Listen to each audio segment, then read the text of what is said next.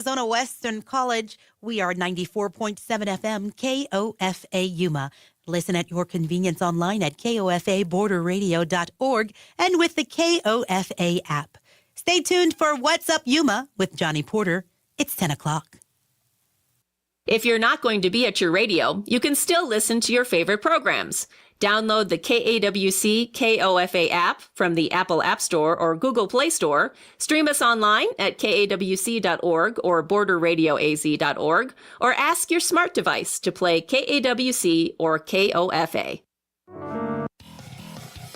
What's up, Yuma? I'm Johnny Porter. And I'm Victor Calderon. On today's program, we are going to be joined first by Ricardo Doza Mendoza, ShotByDoza. If you've been seeing those videos going viral all around Yuma, well, he's the man behind it. We're going to talk about the magic behind the camera, as well as Eric Longoria, who's a United States Army veteran, author, public speaker, and he is the new announcer for APW. That's a wrestling team. He's also going to bring some wrestlers in as well, JP James and Black Lavender. So stay with us for What's Up Yuma Radio, beginning right now on KOFA 94.7 FM. And streaming online at borderradioaz.org and on the KOFA app. You can also view our show on the Border Radio Facebook page and the KAWC YouTube page. And don't forget, you can reach out to us by email at whatsupyumaradio@gmail.com.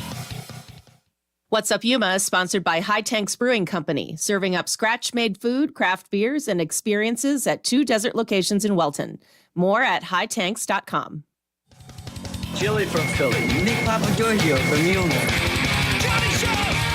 What's up, Yuma? What's up, Yuma? Welcome back to another episode of What's Up Yuma Radio. I'm Johnny Porter. And I'm Victor Calderon. And on today's program, yes, as promised, we got Doza. He is the man behind a lot of those videos that you're seeing in town, and he's not been here that long, but he did come, and he made some noise when he did, and he offered some free videos when he got here. We're going to talk all about that. Thank you so much for being with us, Doza. What it do, guys? Your boy ShotByDoza. How's it going? Pleasure to be here. All right. Thank you. And so we like to get to know everybody, and you're new to town, but you're from our sister city, I would say, right? Right next door. Yeah, right next door, you know.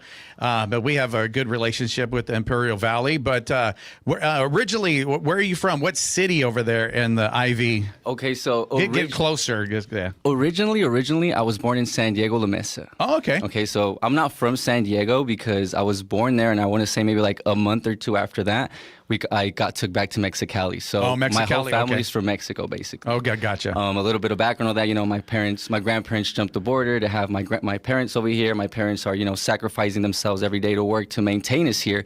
And I feel like it's just, you know, my duty to take that a little bit further than that. Not a little bit, but way more further than what they ever did. So it sounds like your parents were immigrants. What were they work? Were they working in the fields? Yes, like typical? yes, back-breaking work. Yes. My mom was working in the field. My dad was also working in the field. He had a lot of 9-to-5s, you know, like working at the hometown buffet, you know, stacking eggs, you know, at an egg, you know, shop. And it wasn't until he started his own business, which was doing landscaping, where it started going a little bit better for him. Yeah. So you said that again, the backbreaking work, working in the fields, doing these things, and you kind of took notice of that when you were younger. You were able like to kind of appreciate it, or like now reflecting back. Now reflecting back, of course, yeah. Because when I was like young, I feel like I grew with, I don't really know how to explain it, but kind of like with a cover on my eyes. And why do I say that? Because I feel like my parents tried to protect me a lot from the world of everything that was going on.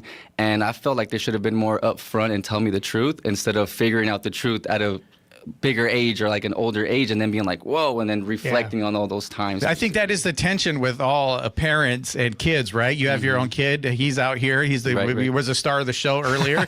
And but that's part of the tension, right? You want to protect, but the kid has to experience life. Absolutely. The way I try to teach Alessandro is, yes, let him be a kid, but also be aware of what's going on around you. You know, like these things are going on, but doesn't mean you can't have fun while you also know what's going on as well. Yeah, so Doza, your name's Ricardo Mendoza, so that's the Doza part, that's the right? Doza part right there, last name. Was that, did you get that as a kid, or? No, that was as a rapper name. That was a rapper okay, name, so we're going to definitely get to that. So, but when you're young, did you have any, like, inkling towards cameras? Was that something that you start to mess with when you were young? Yes. Oh, yes. So now that I'm, like, thinking about all my upbringing and stuff, like, I used to mess with cameras, I used to mess with drums, I used to mess with with like being creative, basically. I used to do magic tricks and record myself. You know what You're I'm saying? lying. I'm not lying. That's dope, dude. I love magic. I'm a huge nerd for magic. I'll stay up like watching TikTok and Instagram reels of magic. But so you're doing that. So inside there's like a kind of a born performer in you. Exactly. And it wasn't till, this is where I'm going to get into my story on how I even got to become a rapper, right? I feel like I didn't gain consciousness till I was maybe in 2012, basically, is when I gained consciousness. I was born in 1996. I feel like I didn't know what was going on. I wasn't aware. I didn't even know nothing until 2012 when I finally got a thought that said, you know what? I'm listening to this song called Kid Cudi of Pursuit of Happiness. I don't know if you guys ever heard of that. Yeah. So I was like, mimicking it. I'm on the pursuit. And I was like, what if I make a song and exactly how I'm listening to this artist, other people are listening to me? Yeah. And I was like, you know what? Let me try it out. And that's kind of what sparked the interest of making music. And I don't know if you guys remember the iPod Nanos that had a little camera on the side. Okay. That was basically like the first thing that I used to record. That was your camera. That was my camera. iPad Nano. It was a like an iPod Shuffle or whatever. Yeah, yeah. I think it was the Nano though. Yeah, it might have been. So yeah, you had one of those. You're doing that. You said you have this epiphany because you were around some of these things and you heard this song and said, I could do this. Yes, I said, you know what? What if I did a song and somebody else listens to me like I'm listening to this person? Yeah, and you mentioned like as a conscious moment, like that's a moment, right? And then people have those, right? Where it's like, wait a minute, step back from what I'm used to. You were used to being a consumer of this, and then you're like, how about I become a producer of this the same way I am a fan? Somebody could be a fan of mine. Exactly. So not that high level thinking like you're doing it, but a little bit of spark of that. For sure. There's just like that spark that gets fanned throughout time and turns into a fire, right? And so what was your first thing that you did? Did you start to try to write? Like, what was it? So the first thing that I did, which is crazy. And how old are you at this point? Oh, man, I don't even know. I think I was like 14 maybe or so, around there. I don't know what happened. Like, I'm still trying to go back into the time. I just remember having the thought and just kind of knowing what to do already. Like, I got my dad's computer. I downloaded this free software called Audacity. I don't know if you guys ever heard about it. Yeah. And then for a microphone, I used the Rock Band microphone for the PlayStation 2 or the PlayStation 3. I was like, I don't have a mic, but I got this mic. It connects the USB-C into the computer. I downloaded the Audacity, and I don't even know how I ended up downloading beats from YouTube. I got a beat on there. I ended up making my first song, and it went viral on YouTube, and this was back in 2012. So, wow. So to have something, you're just birthing something, and to put that out, one, it could be a little intimidating, right? Are people going to like it? You kind of deal with this. Do I really got it? You uploaded it, and people in the Imperial Valley started to listen. Just, and YouTube in general. Just YouTube in general. It was like barely started in 2012. Early okay, YouTube, this is early YouTube, exactly. And I just saw a picture of what early YouTube used to look like in its early days and how much it's changed over the years.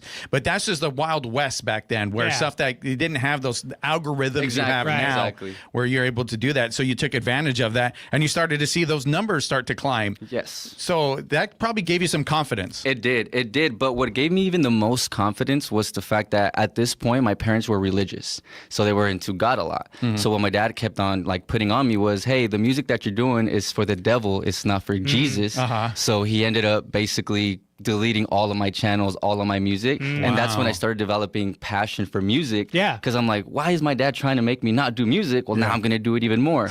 Do it even more. Attention. That's how that works. Yeah, that's exactly how it works. Kid, you want to rebel against your parents, right? Right. So I'm just like, I'm going to keep going. And I just kept going. I even dropped out of high school because of it. Really? Yeah, so I'm a high school dropout. Okay, so let's go back though, because so YouTube going viral, and if it's not in your hometown, still that's a little difficult. So how did you start to get your hometown, maybe while you were in high school, to start listening to you? What that looked like? So that's something that I learned as well. The reason why I was also popping off is because I was in front of people. I was in front of the students. I was in high school. So when I dropped a song, it was so easy for me to say, hey, I dropped a song.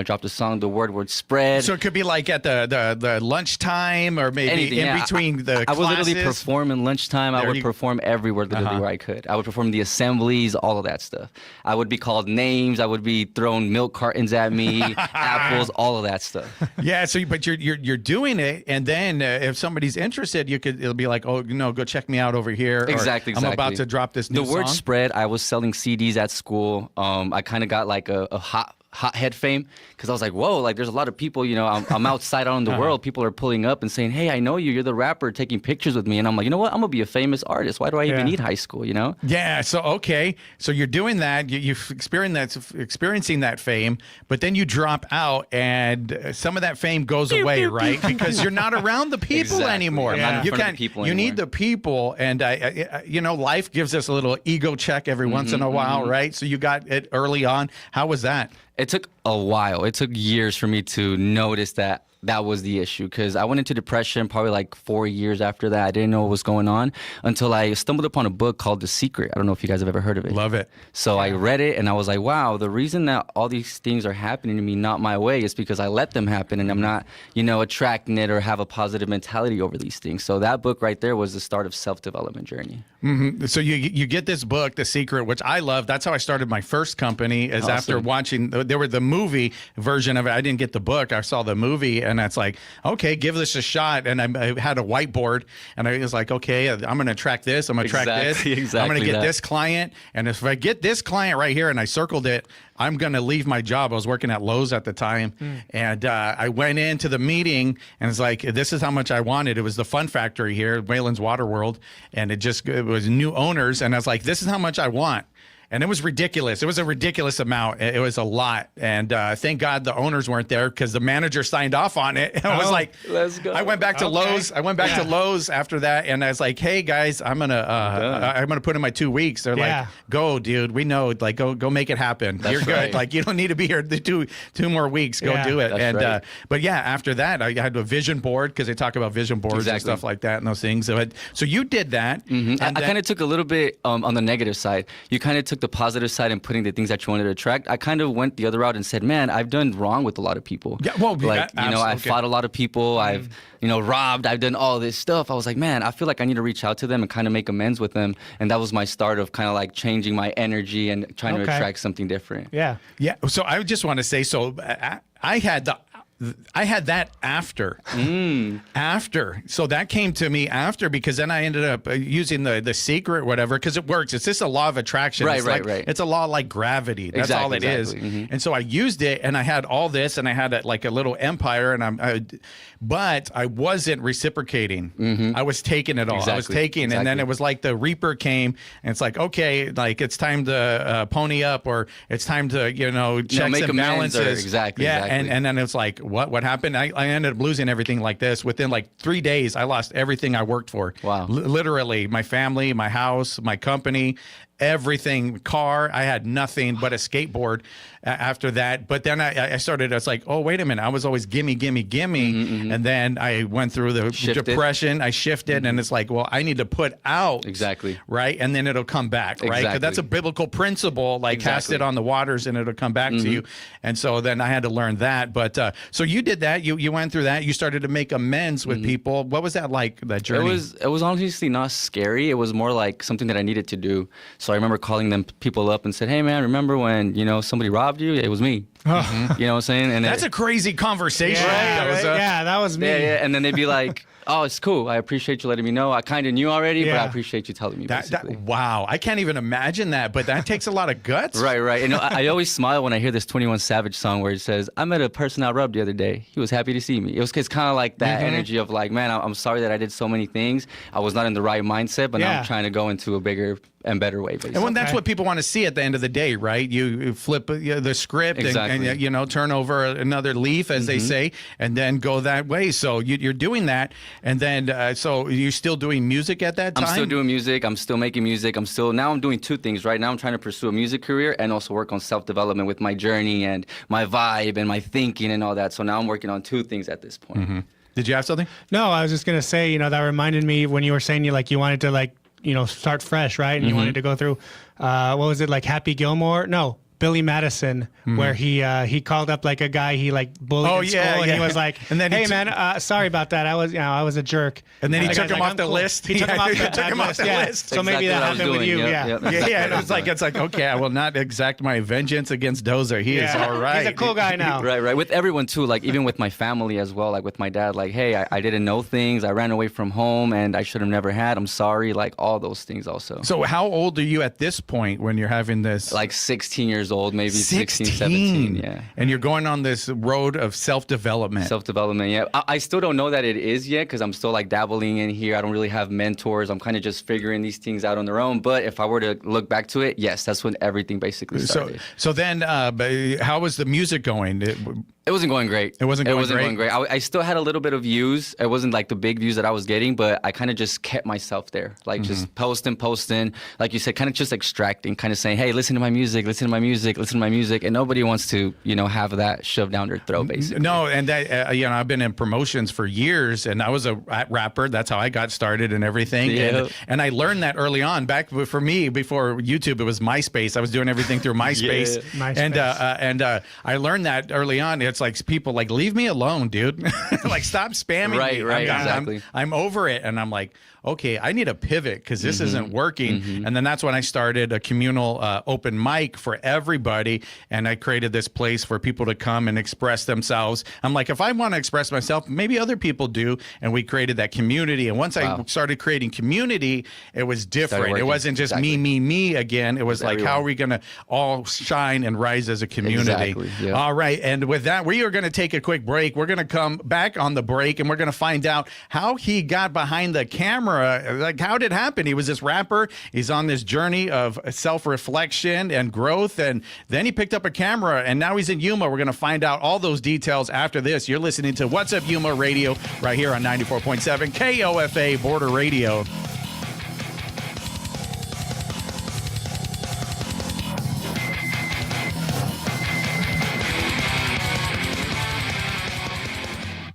Welcome to KAWC's The Hotspot. I'm Chloe Michael. And I'm Maya Manry. This week, in honor of Black History Month, we spoke with members of the Black community in Yuma, where they shared its turbulent past and the welcoming present. When there's so little Black people in Yuma, I think it's great to connect with other Black people. The show is available as a podcast or online at kawc.org under the shows tab. Bringing the heat to Yuma and La Paz, it's The Hotspot. You are tuned to 94.7 FM KOFA Border Radio. I'm Cecilia Holland-Braithwaite from the KWC Newsroom. We expect a sunny day in Yuma with a high near 80 degrees. Winds are becoming south-southwest at 5 to 10 miles per hour tonight. Mostly clear skies with a low around 54 degrees and wind gusts as high as 20 miles per hour. The city of Yuma will recognize a major milestone for a family-focused mental health organization. City leaders will proclaim March 11th as My Kid Day. More details online at kwc.org. You probably subscribe to many things today, so why not subscribe to Border Radio? Unlike other services, we don't tell you how much to pay. You get to choose the amount that helps make the soundtrack of your day possible. Consider becoming a sustaining member with a donation of $10 or more per month. Visit borderradioaz.org to start your monthly donation right now. Run by music lovers like yourselves, KOFA Border Radio has what you need. A non-commercial home filled with music heard from all over the world. Tune in at 94.7 FM, 1320 AM on the KOFA app or at borderradioaz.org.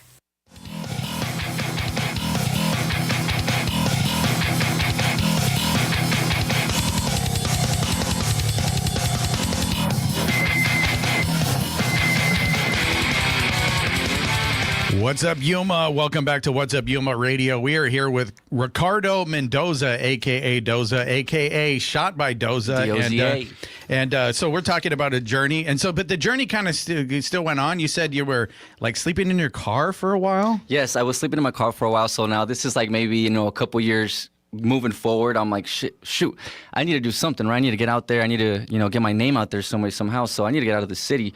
So the next thing that I thought was, and this was where I learned even a bigger lesson, I need to find somebody who I can work with who's going to put me on. And that was my mentality. It's kind of like, now that I see it's kind of manipulation, right? Yeah. I'm trying to give something to get something when I should have just been giving it just to give it out, basically. But that's where it all started, when I was like, you know what? I need to find somebody who's actually in the music industry. I need to provide some value for them, and then hopefully they're going to put me on. How did that work out? It did not work out. It didn't work out. It did not work out. No bad shade to the artist. I used to have like a bad, oh man, artist, like why would you look at me, know that I'm really good, and just extract from me and not put me on? But it wasn't because of that, they didn't know what my hidden agenda was. Does that make sense? So they only saw somebody who was really good at what they did, and all they wanted was that. And it wasn't like we were making a connection or anything like that, which was also what I was missing, is making those connections. Exactly. I was just business, and hopefully they put me on, basically. I've been in the music business for a long time, and that's kind of how it is. People are always hoping somebody's going to put them on and kind of look for a messiah type or something that it's like, okay, recognize, but it's all about you recognizing yourself and your own talent and just doing something with it. Exactly. So I went through 12 years of that, 12 years of trying to get put on, providing value to artists, putting shows, living in my car, going to Oregon, going to Tucson, hustling, going to San Diego, like going everywhere, coming in contact with other people, just trying to provide value to get put on, basically.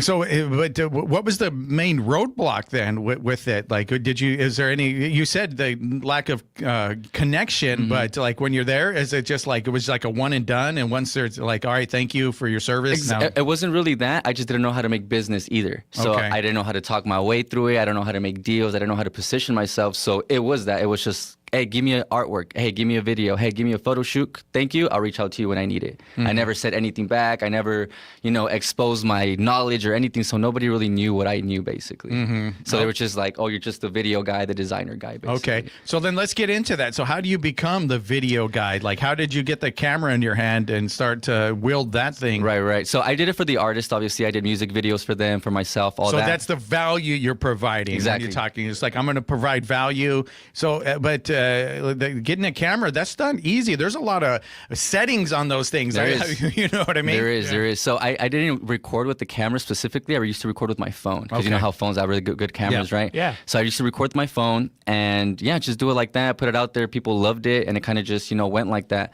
And I started to do more videos for free, hoping to get put on, but it just never happened for 12 years. So where it all kind of switched over was I got depressed. I left LA. I came back to work over there in Imperial Valley with my father.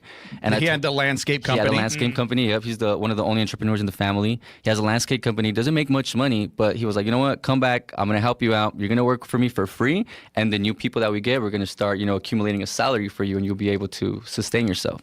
I said, no worries. I'm done. I don't want to be famous no more. I don't want to be a rapper. I don't want to try to do none of this stuff, the cars, none of it, because I did it for 12 years and I didn't do nothing, right? Long story short, my dad said, hey, there's this guy who does events. I told him about you. Maybe you guys can get together and do a show. And I was like, no, Dad, why are you doing that to me? Like, I already Dad's came looking back. out for you, man. Right. He was. Now that I see it, he was looking out for me. Yeah. But at that point, I was so defeated. So like, man, I did 12 years of trying to get put on or becoming a successful artist, and it didn't happen. Yeah. Here I am, like literally done. I quit. Like I deleted everything. Like I was done. And here comes my dad. Like, hey, I told somebody, you do this. I was like, shit, man. Long story short, I ended up cutting his grass, and he came up to me and he was like, hey, man, your dad told me about that. You do music. Tell me a little bit about your life story. So I ended up telling a little bit about my life story. Exactly how we're talking here now. And he ended up connecting the dots for me. So he was like, hey, man, why don't you create your own show and put yourself on instead of trying to put other people on? Just do it yourself. And I was like, never thought about that. I was like, how do I do it? And right then and there, he gave me the blueprint. He was like, you need a venue, you need lights, you need a stage, you need a DJ, you need vendors, you need artists. This is how you're going to do it. And quickly when he said that, I was like, well, I don't have connections like that because I've never done business. I've never really talked. But people have seen me around so much that I have that trust. So maybe if I just reach out to them for each individual category that I know somebody has, they might say yes. So the first person that I called was the owner of Sprinkles Donut Shop. And I told him, hey, man, I can't pay you to make a show there, but I want to do a show. It's going to be really good. You already know me. I do everything with quality. And what I can do is just bring people over to your business. He said, cool. I said, that worked. You said what? I said, what? That worked. I was like, let me call someone else. Then I called the DJ. He said, yeah, man, let's do it. What do you need from me? I was like, oh, yeah, it's over. So that same night, I was able to put a whole show sponsored by local businesses. And then I called the guy who put me on, and I was like, hey, man, I did it, this and that. And this one, he was like, whoa, I've never given somebody like the juice, and they get it done. And they've actually done it. Yeah. Exactly. It's like used to people like going in one ear, out the other. Exactly. And you said, no, stop right there. Let's go. Who do I got to talk to? Yeah. Donut shop. Let's make it happen. Exactly. And I think it was because I was already in so much pain for 12 years that I was desperate to make something happen, basically. And when I did that, everything went well. What I did right here was I was already consuming content from Gary Vaynerchuk, Alex Hormozy, and all those business guys. So I said, okay, I need to provide value to people, right? So how can I provide value to the audience of Imperial Valley? Have them come to my show and I can perform in front of them so I can get discovered. So I did a free show. Everything was free. Come have some fun. There's going to be 8 artists. There's food. There's music. There's games. I'm going to give $150 to the best costume because this was in October. Okay. And I had a lot of people come, like maybe like 50 to 80 people came, you know? Okay. And to a small community, it's like, yo, how did you do this? How did people come here, you know? Yep. And that's when I ended up telling them. And they're like, yo, well, I need this done for myself. So I was like, man, I don't want to do it for you. I've already done this video stuff for other artists. Now that I'm finally doing it for myself, it's working. Here comes another industry asking me to do videos for them, which is the business owners. Yep. Yeah. But I was like, you know what? Let's do it. You guys, sponsored me. I'm going to give you guys something back. I ended up giving them videos, and they ended up paying me some money, and that's when everything changed. Okay. Yeah, there it is. You're There it like, is. here we go. Like, Yeah. You're providing that value, and you were looking for something in exchange, but now you're actually getting some currency. Exactly. Get Yeah. some greenbacks in there, you know. Right. And so it sounds like another light bulb. Yeah, so kinda right goes on. here, at first, I was like, no, I don't want to help you guys out because I already understood that I can put myself on. So what I was really trying to do is I'm going to give this video to you and then And then get away done. from me. And then- Yeah, move. I'm going to go back Yeah. to this. But that light bulb came on when they paid me some cash, and I was Yeah. like, There might be something there. I was like, I've never gotten paid for doing something for somebody Yeah. and gotten paid like that, especially for free work. Yeah. And I was like, you know what? I'm going to buy a camera. So this was October 21st of 2021, and I went all in on December 6th of 2021, and I've been in business ever since. So you got a camera. Yeah. And what program? Did you get like the Adobe? I got Adobe, I got DaVinci, I got all those. got I didn't know everything. I didn't know how to use it. I had to learn even Yeah. with the camera. Like I went to YouTube University. I said, yo, what's the YouTube shutter University. speed? What's this? What's Shout that? Kind of like, I'm still learning either way. Like I said, I'm a high school dropout. I haven't even gotten no education on this. Formal Yeah, training, exactly. but like YouTube University is a real thing. It really is, though. You can learn a lot. PhD? That's why, yeah, absolutely. That's Yeah. why figure something out around the house. I'm like, okay, real quick, I gotta go Exactly. to Yeah. YouTube University, and but you invested though. It sounds like you invested. You got the camera, and those programs aren't cheap. They're not. And you started doing it, and you started to get better. I did, and it kind of happened really quick for me. Like I said, I did, those free videos. I got paid. I got the camera, and then the first thing I thought again was I need to provide value to people, right?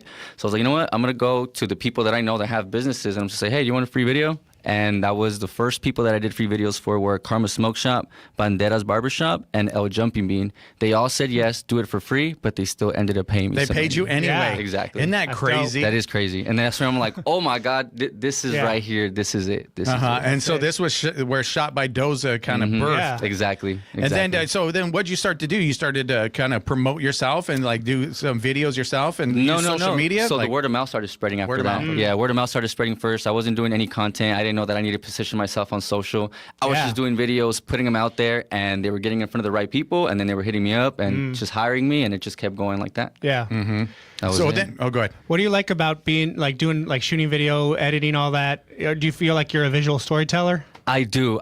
But I feel like now that I'm more into this profession, I think what I like to do the most is connect with the people behind Yeah. it. That's Yeah. what I love to do Yeah. the most. I feel like when I'm recording is cool, when I'm editing is cool, when I'm planning it, when I'm uploading is awesome, but nothing beats just being with the business owner in the room, sharing the stories, taking out the best out of them and putting it on video. I think that's just super amazing. It's cool. Yeah, and I was on my way to the office a few weeks ago, and then I drove by and I saw you outside of a establishment. Right. I was driving down Fifth Avenue. and Yuma you were there. Clinic. Yeah, and then they were excited. They get out of the car. You're going over the stuff for their script for them. You're making it happen. They get out. They're excited, and then I see the video. Like a couple weeks later, it's up. It's doing it. It's like, man, I was able to kind of see how some whole of process, this, yep. the process, a little bit of the process, and it turned out to be a great video. Thank you. And you said the connection that you had with them is what really brings that value for you, or that Exactly. sense of significance. Exactly. That's where I feel the most like alive, basically. When I'm doing the videos, it's cool. That's like what I use to connect with the person, basically. But I mostly like the stories. I like to see what they're going through. If they have any goals, I love to help them reach it. It's just something that I just love doing. So do you have like a questionnaire you give them, or like to kind of know their business? Exactly. Yeah. So when they hire me, I send them this questionnaire, and it's like, I don't even know how many questions there is, but it's a very detailed questionnaire. That way I don't have to ask them any more questions, and I can just go back to this and always refer back to their answers. Okay, and so you're in Imperial Valley in the story, but now you're here. So how did that happen? So I was basically making content for the Valley for 4 years, and I tapped out. What I mean by tapped out is I'm already making good money over there, and every every month is kind of like the same. It stays stagnant. So I was like, okay, how can I make more money? All right, just get into the offers, right? But I don't want to be known as the offer guy. I wouldn't be known as the value guy. So when I would do offers in Imperial Valley, yes, I would make more money. They would become quick spikes, but it would just go back down to the regular income. And I'm not the type of guy that stays, comfortable with what I'm making. So I was like, you know what? I need to get out of here. I already have my clients here. I'm working with some of the biggest brands here. I'm going to go to another city and basically do the same thing, but at a faster rate. So you came over here, and I remember seeing the video when it popped up. I don't know if you were here yet or if you were making your plan, but the video looked great. I'm like, who's this guy? This guy, he kind of gets it visually, right? Again, he was able to do it visually and tell that story, and everything looked clean. And there's certain rules when it comes to social media because there's algorithms and there's new ways to have the captions and, the subtitle things that you see on there. They change all the time, what's hot, what's not. And you did it. You did a giveaway, right? And then you had some winners. Exactly. Yeah, you want to give a shout out to any of your winners? Yeah, shout out to Lucha Kombucha, shout out to Oscar from United by Rhythm, and shout out to Rene as well, man. And basically, this is the easiest way that I thought, right? I was like, okay, I want to go inside a new city, but I don't want to take away from the city. I want to give to the city. I don't want to be known as going in there and telling all the local business owners, hey, hire me, hire me, hire me. You know what I'm saying? So I was like, what is the easiest way for me to put myself in front of the whole city and offer something that I know that they need? So you know what? I'm just going to do a giveaway video. If it works out, it works out. If it doesn't, it doesn't. This is going to tell me how much demand there is for this type of business. Yeah. So I ended up doing a video, pretty easy. Follow me on social media. Then I did like the video. Then I said tag 3 people.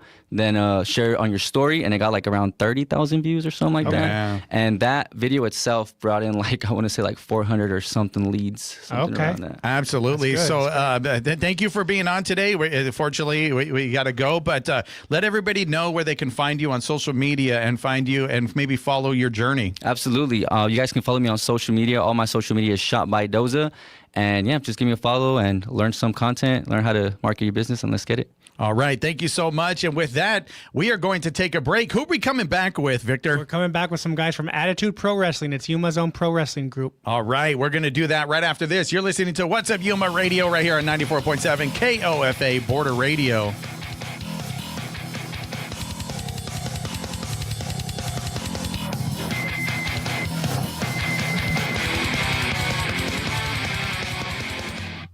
What's Up Yuma is sponsored by the 2 Welton locations of High Tanks Brewing Company. It's craft brewery and tap room, featuring scratch-made food and handcrafted beers, including Daphne's Date Ale and the Gila Hazy IPA. Also, live music and experiences such as farm tours and glamping are available. More at hightanks.com. From KAWC News, I'm Cisco Stargazer. Castle Dome Middle School is temporarily shutting down its campus over the next few weeks for cooling system repairs. According to Yuma School District 1 Communications and Community Engagement Coordinator Christine McCoy, the decision is preventive. The chiller at Castle Dome is not working at its full capacity, and with the temps getting unseasonably high, the classrooms were becoming too warm. The forecast shows another peak expected while repairs are underway, so we are implementing this alternative now rather than wait. Beginning Wednesday, March 11th, Castle Dome students will be learning remotely or in person at a nearby elementary campus, depending on the option their family selected. In-person students will be learning in large, air-conditioned spaces, like cafeterias or multi-purpose rooms, at Desert Mesa, Mary A. Atondo, and Sunrise Elementary schools. They'll be completing coursework through a combination of online learning and teacher-supported activities. Elementary students will continue regular instruction. From KAWC News, I'm Cisco Stargazer. From KAWC, this is Siendo Primero. I'm Melanie Ruiz Lopez. And I'm Sajay Barcenas. We'll be talking about jobs and experience for students. I fell in love with the art of being in the kitchen, making food, and making people happy. Taking that chance is going to be what's going to get you to the next stage or future. Es una cantidad enorme de estudiantes que quieren trabajar. A new energy with the same mission, to give students a voice. KAWC and Border Radio are sponsors of the Village Jazz Series, with concerts starting at 6 every Thursday evening at Yuma Palms Regional Center. This week, Phoenix jazz guitarist, educator, and song stylist Pete Pancrasi will perform a variety of jazz styles with his quartet on the Village stage. Details under Village Jazz at yumajazz.com. K-pop fans, we're going back in time for the Boys to Icons Part 2 show. Join me this week as we go back in time, where we'll see how our boys grow into young adults while facing the biggest challenge ever, performing and connecting with fans during a global pandemic. See you in 2018 for the Boys to Idols Part 2 K-Pop for Border show on Wednesday at 7 p.m. on Kofa Radio. I use KAWC almost on a daily basis in my car. It's the background for chores around my house. And I go to the website and look for stories that are of interest, and I listen to podcasts. I look to the news on NPR because I'm looking for something beyond the headline or a soundbite or a gotcha moment. I really want news that shows me sort of the multiple dimensions of a story, that seeks information from multiple sources and doesn't tell me how to think. It just presents the issues, and I really appreciate that. Being a sustaining member of a service like KAWC takes the mystery out of it for me. So I know that I am supporting every month. I also know that I don't have to remember to sit down and write a check at the end of the year or a budget for a check at the end of the year, right? It's kind of coming out of my account every month, and that makes me feel a little bit like I'm part of the team. I'm Lori Stoft from Arizona Western College, and I'm a proud supporter of KAWC Yuma. Tuned in to Border Radio KOFA. We are your local public radio station that celebrates the power of music to bring people together. You can see our playlists, listen to our live stream, and listen to past programs on demand on the Kofa app. Find it at your favorite app store.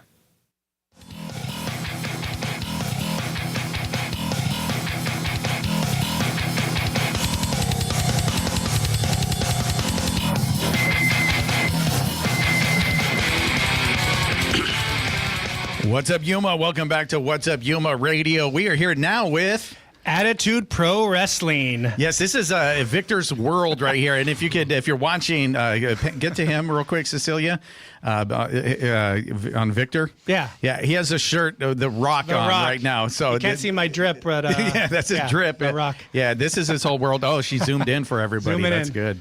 Yeah. But yeah, so wrestling, pro wrestling, that's your world. So I'll let you introduce and kind of take the role. Attitude Pro Wrestling is Yuma's own pro wrestling promotion, and they have a show coming up Friday, March 27th at 6 p.m. at Z Fun Factory. We'll get into that. But I want to introduce, we have APW commentator. I'm going to try to do an announcer voice. Eric Longoria. How's it going? What's up, Yuma? Yeah, you're the commentator, yes, right? Okay. Absolutely. And we have APW heavyweight champion JP James. What's up, Yuma? Glad to be here. AKA James Isle. All right. And he has a belt with him, so yes. that's definitely He's the world heavyweight champion for APW. Yeah, so. it's a nice looking belt, man. Yeah. Yeah. There it is. Hold that up for the camera so we can see. Yeah. For the people watching on stream and on YouTube and Facebook. Give me that back. Yeah. So how long has this been around? Who could speak on that? Is that you're probably be the Black Lavender. Oh, okay. That's going to be. He's going to be able to tell us a little bit more. We'll get into that a little later. Okay. But so tell us about this show that's coming up, because I was at the first show as I covered that for us for KWC, and that was on that was the Inception show in January. And then last month I went as a fan. That was the Heartless show. Yeah. So the show we have coming up is it's called Misfortune. Mm-hmm. Misfortune on March 27th. So tell our listeners about APW. APW, man, is a group of good guys, man, pro wrestling. They're at all different levels, and we're providing them like a space where they can train, they can cabulate, and they can just develop who they are as a person, individual, and just go out there and have fun. And me as a commentator, when I got the opportunity to do this, was really cool because I'm already in the speaker space, and commentating is something I've never really done. So I went back, watching WWF, WWE, checking all that stuff out, and I'm like, you know what? It wouldn't be cool if this was possible that I can actually do this. And I've been enjoying it, and I'm having fun with that right now. Awesome. Yeah. And so how did you get involved with APW? Because I know there's some local folks, right? Mm-hmm. Like Alex Placencia is like owner/wrestler. Yes. How did you get involved with them? Well, I was training at the gym, 4th Ave gym with Black Lavender. Okay. And, I'm seeing Black Lavender dressed up. And he's going to be our next guest. He'll be on. He's main eventing. He's over here. He's wearing the lavender. I'm pretty sure that's absolutely. him. And then as we're talking about that, I'm like, hey, what's going on? He's like, yeah, I got a pro wrestling thing going on. We just did something at the Corn Festival. And I'm like, okay, tell me more about that. So as he was discussing that, and I'm like, we're actually looking for a commentator. We're actually building a crew up. And I was like, Yeah, I think that's something I'll be interested into. So that's how I kind of got plugged in the whole thing. Yeah. And so we've talked about MMA. We've had some people on Yuma Fight League. There's a big MMA community here in Yuma, but there's also a wrestling community because I know that people, they go to shows locally now with groups like APW if they see them like at an event, right, a festival. Other promotions come through town. They do their shows. Also, people go out of town, right? They go to Phoenix, San Diego, Southern California for shows. But again, this is an event that's here. It's local. It's locally owned. It's local fighters. So tell me about, how that came to be. Well, I think what was impactful about it is that, I never got a chance to actually experience a live wrestling. Yeah. And even my family. So you were a fan when you were younger, but you never went to an actual event. No, I never have. I always saw it over the TV or whatnot. And then when I saw about this, I'm like, yeah, it'd be pretty cool to actually be up close, learn it, understand it. And the cool thing about it was that my family, that was their first experience at Z Fun Factory. Yeah. And I had to go to Phoenix. I had to go to San Diego. It was something that was actually put together at Z Fun Factory, and they were able to experience it. And after that, my kids were like so in love with it, and it was actually a cool experience as a father. So JP James, we're going to go to you. You are the champion. First of all, yes, sir. Congratulations. Thank you. And you won it at the event back in January. So what was it like? Because it was a tournament. Remind our listeners how you got the belt. All right. So back in January, APW, their first official show after the Summerton Corn Festival, it was the Inception tournament. So they had all the local wrestlers come in, and they had a single elimination tournament to see who would be crowned the heavyweight champion for APW. Yeah. And so it was like, I think 8 fighters started, right? 8 fighters, and then 4 matches, right? Or was it, 8 fighters, 4 matches. And then we get to you, you're the champion. What's going through your mind when you win that belt, right? Because you're probably feeling you're feeling yourself, right? You just got through a heavy match. I want to say it's the validation of everything that I put myself through prior. Yeah. There's so much preparation that goes into pro wrestling. So it's not just physical fitness. It's not just the charisma and being able to talk and going out there and just do all the moves. It's putting it all together. Yeah. And during the Inception tournament, it wasn't just once that I had to do this. It wasn't twice. It was 3 times that I got to go out there and show everyone in Yuma exactly what pro wrestling is about. Yeah. So at the end of that night, it all culminated with me receiving this belt, and it was the greatest validation that I had. You mentioned the work you put in. How long have you been wrestling?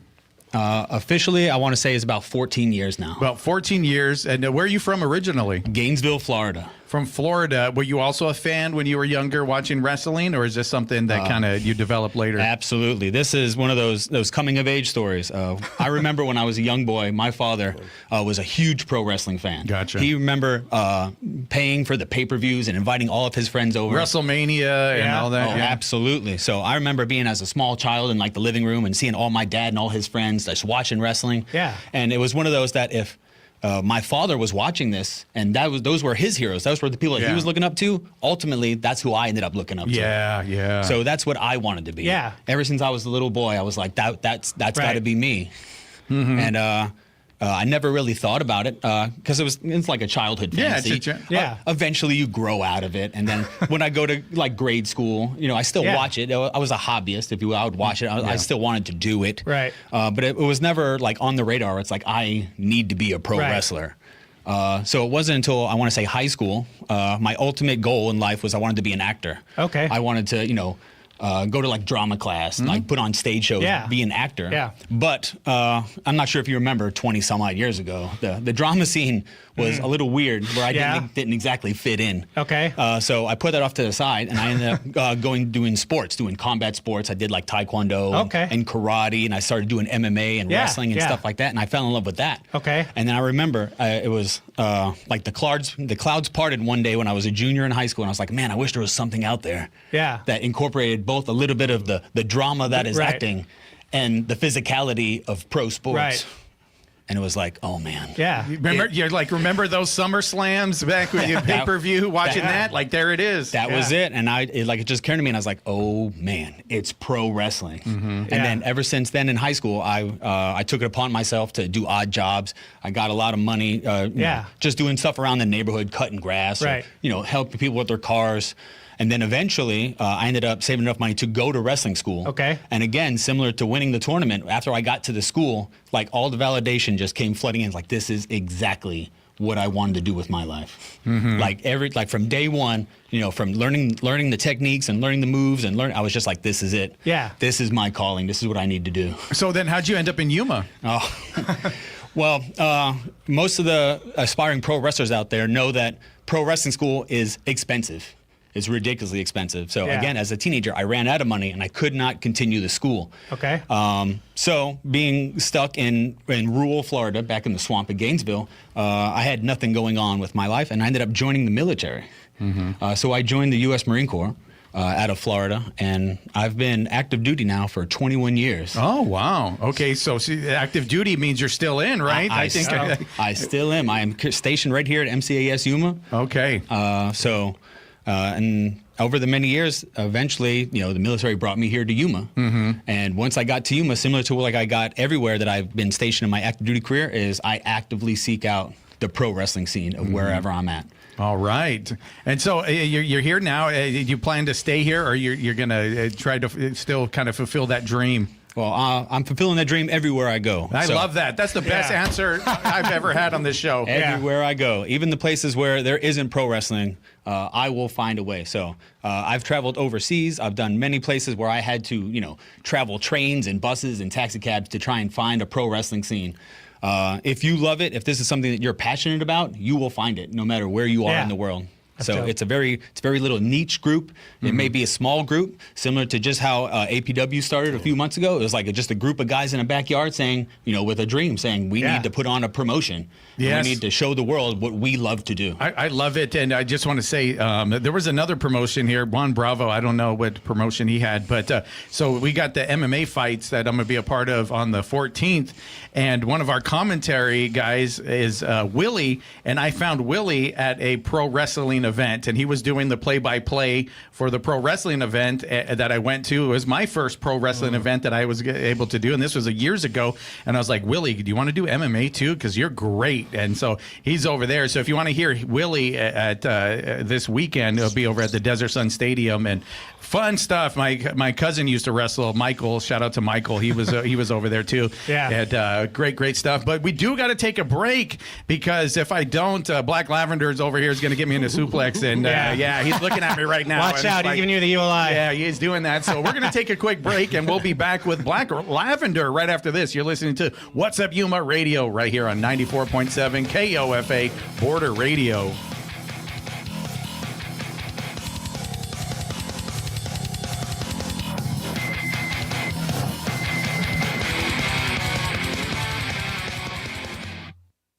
This is folk singer Michael Jonathan. Join us this week as we celebrate the music of the front porch worldwide.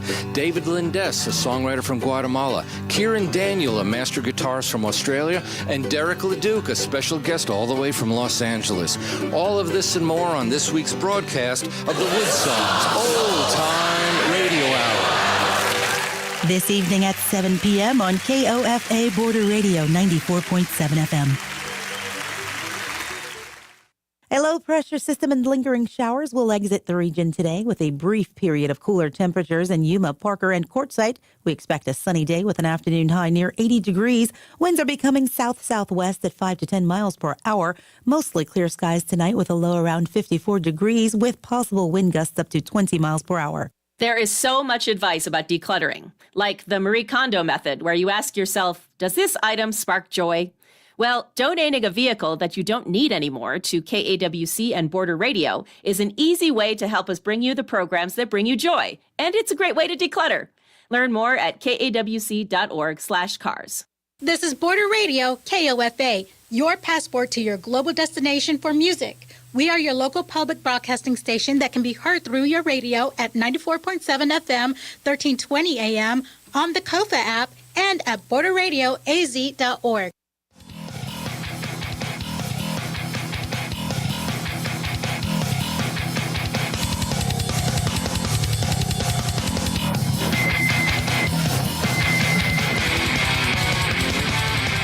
What's up, Yuma? Welcome back to What's Up Yuma Radio. We are here now joined by Black Lavender, yes. a.k.a. Aaron Johnson. All right. Thank you so much for being with us today. And go ahead. I'll let you take it away, Victor. Yeah. So Black Lavender, tell us how you got involved with wrestling with APW.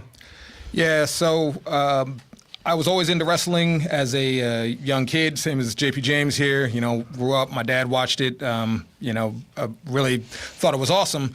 Also always kind of thought it was something that I could do. I was into amateur wrestling, collegiate wrestling. Through high school and then a little bit in college too. I also joined the Marine Corps in 2002, and in very quick order, I found myself with a family, and so it was one of those things that, like, yes, I would have loved to pursue wrestling, but my family wanted to eat. Yeah, exactly. They do that. And so it was always something that I kind of just pushed off to the back burner. I would work out, I would do other things, powerlifting, strongman, bodybuilding, things like that. But wrestling never really seemed like it was in the cards. Well, fast forward 20 years, I retired from the Marine Corps in 2002, and found myself back here in Yuma. It was a place that I always kind of wanted to come back to. And I was still doing powerlifting, still doing strongman, still doing my bodybuilding thing. When across my Facebook pops up, APW is coming to Yuma. And I was like, hey, what's this? So I called Alex Palencia and kind of asked him, hey, so what is this? And he was like, we're doing wrestling based out of Yuma. And I was like, well, I guess my kids are grown now, so less responsibilities. I got a good job. I was like, I guess this is something I could probably do. I think I'm still pretty good shape. What can we do here? And he was like, come on down. Yeah. I've been doing it since. So you both mentioned growing up watching wrestling. Are there wrestlers, you want to mention either like growing up or like today that you follow, that you maybe bring a little bit of your character from, but also like that you like just grew up like watching, like following you? Those were your guys. For me, definitely, got to go with The Rock. Yeah. He just had that charisma. He had the size. He had the strength. He had everything. As JP James said earlier, wrestling is not just athletics. It's not just being in shape and the technique. You have to draw the fans in. Right. That's what they're there to do. And that I've always found myself as being kind of a charismatic guy. That's how Black Lavender rolls. But but yeah, definitely The Rock. And then more current today, I'm a big fan of Obafemi, Trick Williams. Now, how about you, JP? Who's my main people that I looked up to were the ones that really blurred the reality for me, which didn't happen until a little bit later in like the early 2000s. I want to say people like Kurt Angle or like Brock Lesnar, people that had like legitimate backgrounds in the real world before they joined the pro wrestling scene. So they had a lot of foundational stuff where when you walked in there, you knew that these guys were real. Right. They weren't just walking the walk and talking the talk. Right. Like they could back everything up. Right. And they were also the first two wrestlers to main event at WrestleMania utilizing their real names. Yes. Yeah. You guys saying these names you're talking about, it's like I feel so old when you're saying it, because for me, it was like Jake the Snake and Brutus the Barber Beefcake, Junkyard Dog, and like that's who I'm used to. But I'm like Rock, like he's new, but he's not even wrestling. He's doing TV now. But he comes back and forth now as the tribe. What's the final boss? The final boss is his character he was in last year. But so I wanted to say, for me, I went to WrestleMania last year in Las Vegas, and my sister and niece were there for a volleyball tournament as well. And one of the moms asked me, because I told them I was going to the wrestling, and one of the moms was like, well, why do you like pro wrestling? And I told her that, growing up, my dad and I would go to wrestling matches. We would go. That's awesome. WWE in Northern California. And so my dad's passed away, but so I still, have that, it's, it's a memory. It's a, core memory growing up. Some dads, they go to, and fathers and sons, they go to baseball games, they go fishing. My dad and I went to pro wrestling. That's how we bonded. I love that. That's, like you said, a core memory. It's something that, obviously you share with our guest today. And that's what matters. And you keep that alive. Right. And I also like that it's sports and it's entertainment, right? You go, you cheer the good guys, you boo the bad guys. There's that interaction with the fans that you don't always get, like even in pro sports, baseball, basketball, football, because you don't have you have some guys that play up to the crowd, right? But in wrestling, you have to play up to the crowd, good or bad. and you feed off of the crowd as well. And so, like, what? And I think the word is heel. Is that what they call it? Heels and faces. Heels and faces. Yeah. So, what do you guys? Or do you switch between both, or? Yeah. So I guess folks would say that there's heels, faces, and then there's tweeners who kind of ride the line. The Black Lavender is just Black Lavender. You can boo me, you can cheer for me however you want. But it don't really matter. I'm gonna keep doing what I do. Yeah. He has fans. He has fans that show up. They get the T-shirts. They get the merch. Of course. They're like out there, like, you know. Yeah, how can you not be a fan of Black Lavender? I'm already a fan. Yeah. I'm going to wear lavender on my show tomorrow. There you go. Go for it. But so how about you, JP? I think right now I am working the crowd. I'm a little bit of a good guy, if you so to say. Yeah. But ultimately, it comes down to what the crowd wants. Right. You can work your own backstory. You can buy your own clothes, your tights, your boots. But ultimately, when you go out to the ring, the fans are going to tell you what you are. Yeah. Yeah. So you can put on all the bright colors and all the tassels all you want. And you can have, 200 people local here in Yuma booing you out of the building. And that happens, yeah. That it does. And you can't work cheers like that. Yeah. So what's that like to go out there and maybe get the boos? But because it is pro wrestling, so it's like you go with it, right? You play it up anyway, right? That you do. Yeah. Similar to I guess we would say some of the social media influencers is any attention is good attention. There you go. Right. So it doesn't matter if you cheer me, doesn't matter if you boo me, as long as you're watching. You're paying me. attention to me. You're paying attention to me. That's right. And so I want to say, some of the haters like to say that pro wrestling is fake. If you get chopped by your opponent, you will feel that. If you get thrown through a table like this guy was at his first event. Yeah. I mean, how did you feel like after that? Not pleasant. Yeah. Yeah, and so that's real. And then Black Lavender over here, he has a sling on his arm, you know? It's like, absolutely. So did that happen in the ring? That did, actually. So at that very same Inception tournament, the first round, I was already going in kind of hurt, but I was good enough to compete that night. And my opponent, Scott Sabbath, unfortunately, he's kind of vicious, and he targeted that arm, and afterwards he took a chair to it. Wow. Yeah, so, and that's real. And that's real. This is a torn tricep. I have surgery scheduled for March 25th. I'm going to be out for a little bit, but but I've been an athlete all my life. I'm no stranger to torn muscles, so watch out for the comeback. Yeah, absolutely. Yeah, that's what we got to do. Yeah, absolutely. And so there's an event coming up. Is that what's going on? Yeah, later this month. Tell us about it. Tell folks how they can find out more. All right, so that event is called Misfortune. It's going to be the third event that we're doing at Z Fun Factory. You can buy tickets on Z Fun Factory's website.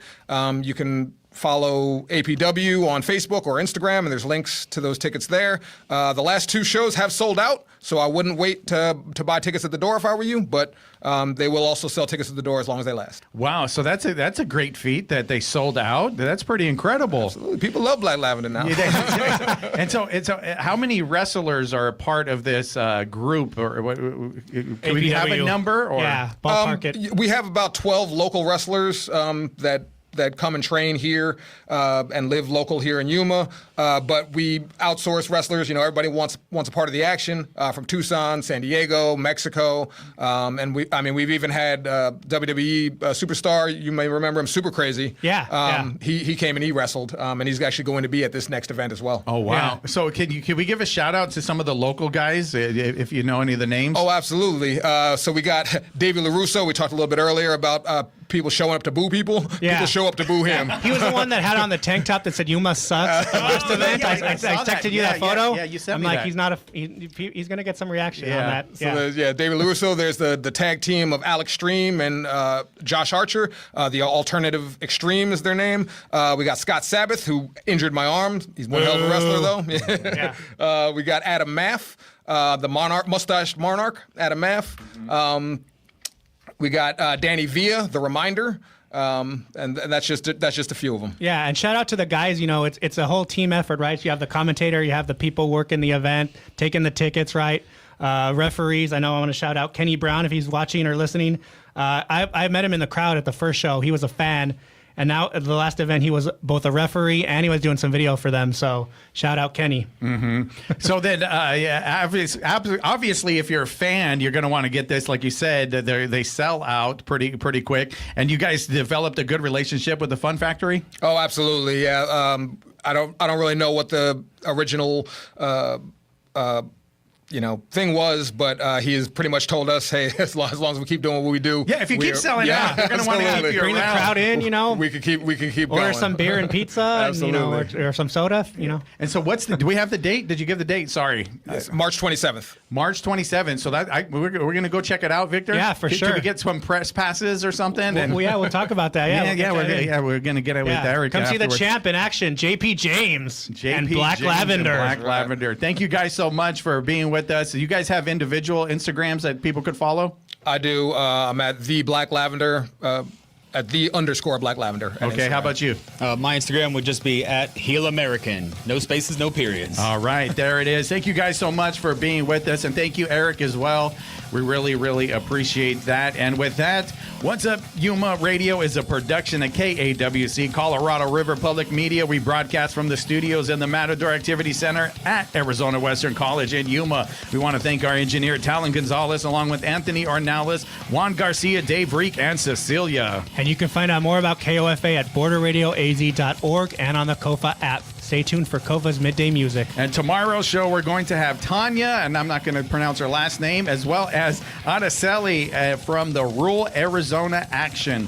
And you can listen to the podcast version of our program and check out past episodes anytime at kawc.org/podcast/What's Up Yuma Radio. All right. And if you want to be a guest on the show, make sure that you reach out to me at What's Up Yuma Radio. Yes, that's What's Up Yuma Radio at Gmail. And you can also visit our website, whatsupyuma.biz, and you can contact me there as well. If you have a story to tell, and I know you do, reach out and get on the show like these two right here, Black Lavender and JP. And yeah, check them out. March 27th. What's Up Yuma is sponsored by High Tanks Brewing Company, serving up scratch-made food, craft beers, and experiences at 2 desert locations in Welton. More at hightanks.com. Thanks for listening to KOFA Yuma, whether it is on the radio at 94.7 FM or 1320 AM, or on your smartphone with the KOFA app, or on your computer at kawc.org. We are glad you have chosen us. Blood services provider Vitalent is hosting blood